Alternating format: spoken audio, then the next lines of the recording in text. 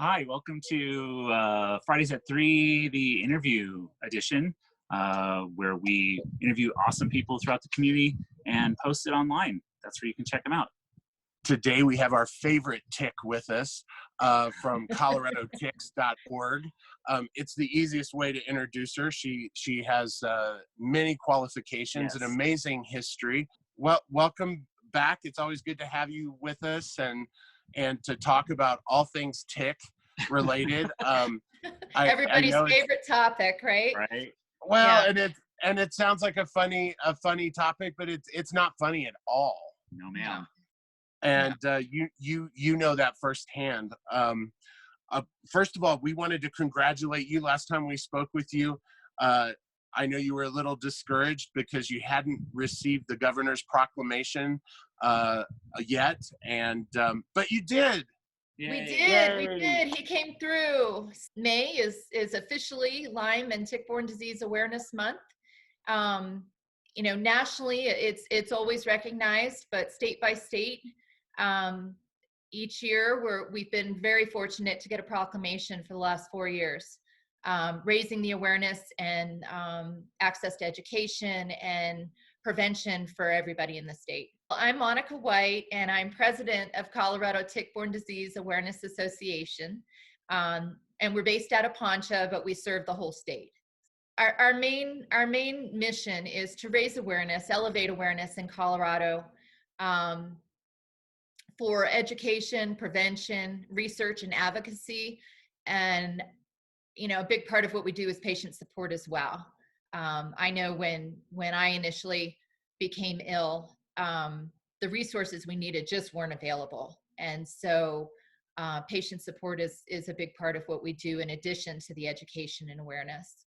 Lyme disease is a spirochetal bacterial infection that is primarily transmitted by the bite of a black-legged tick. Is there a way? There really isn't a way to prevent it. There's not a vaccine or. Right. There used to be a vaccine for people. There is a vaccine for pets, for dogs. Wow. The vaccine was pulled off of the market 2002, I believe. A lot of the patients that were getting the vaccine were actually developing the signs and symptoms of what many patients face with the chronic or persistent disease from the vaccine. And so there is work being done on coming up with a new vaccine, but it's been in the works for a long time and is probably some years out. And then there's hesitation from the patient community to use the vaccine because of the damage that some people did suffer from the last time. So I do want to point out too, there is more than Lyme out there. There's about 20 different pathogens, viruses, other protozoan infections that you can get from a tick bite. You can also acquire a meat allergy from the bite of a tick. So it's not an infection, but it's an immune response to the saliva of certain ticks, Lone Star tick primarily, that can create a meat allergy, a lifelong anaphylactic meat allergy for some people. Yeah. What's the best way? Jimmy and I are going to go have a hike.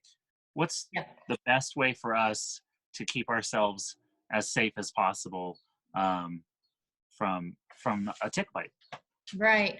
Here in Colorado, if you're heading out for a hike, wearing protection, so repellents on your skin, permethrin treated clothing, especially boots and socks. Ticks usually attach at a ground level or lower level where you'll be brushing against tall grasses or brush.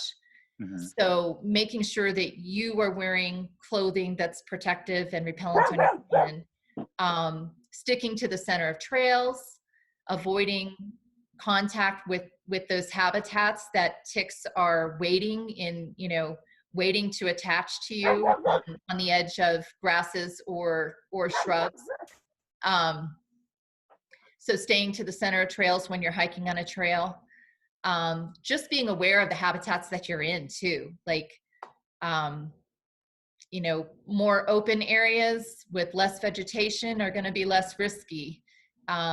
Riparian corridors along streams and creeks, because of the humidity involved in those habitats, are going to be more risky.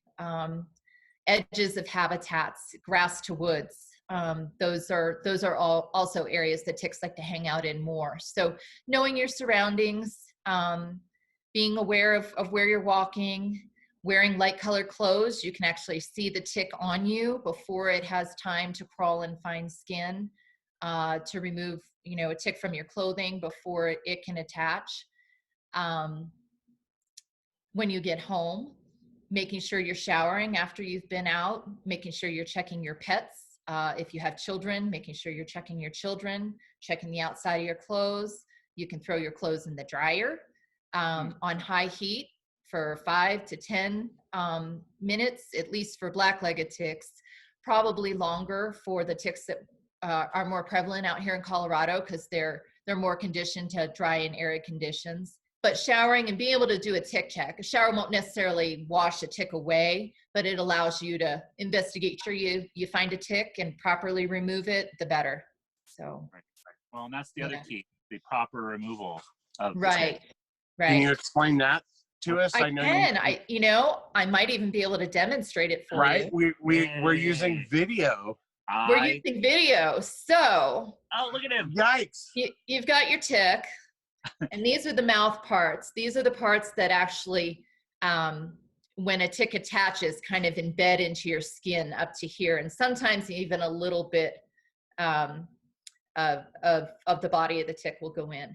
But grasping the tick as close as possible to the skin on the mouth parts and pulling directly out with fine nose tweezers. That is the best way to remove a tick.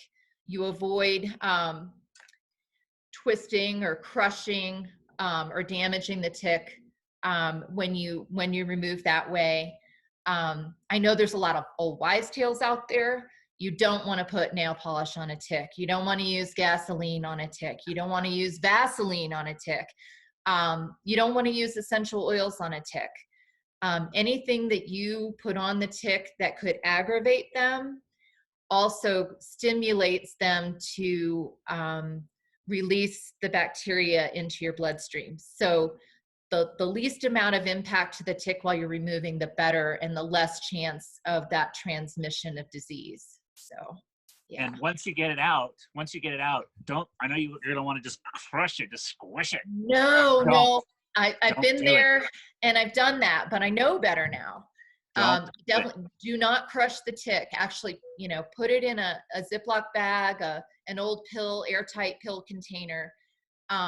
You can test a tick. There are places you can send a tick for testing to determine if that particular tick that you've removed from yourself is carrying one of the pathogens that could make you sick.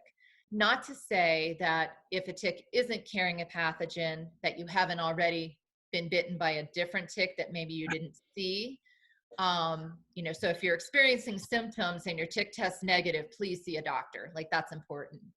The other thing too is if the tick tests positive, it doesn't necessarily mean you're going to get sick. There's a lot of different factors that play into whether a tick is successfully transmitted disease to you. So, but it's another tool you can use to, you know, have conversations with your doctor and advocate for yourself for the care that you're after. So, right on. It's my pleasure to keep my community safe and our state safe. So, yeah. ColoradoTicks.org for all things tick. Absolutely. Thanks again for joining us. If any of you out there want to be on with us or know somebody that we should talk to, just email us at hello@gopfca.com or visit at fridays@3.com.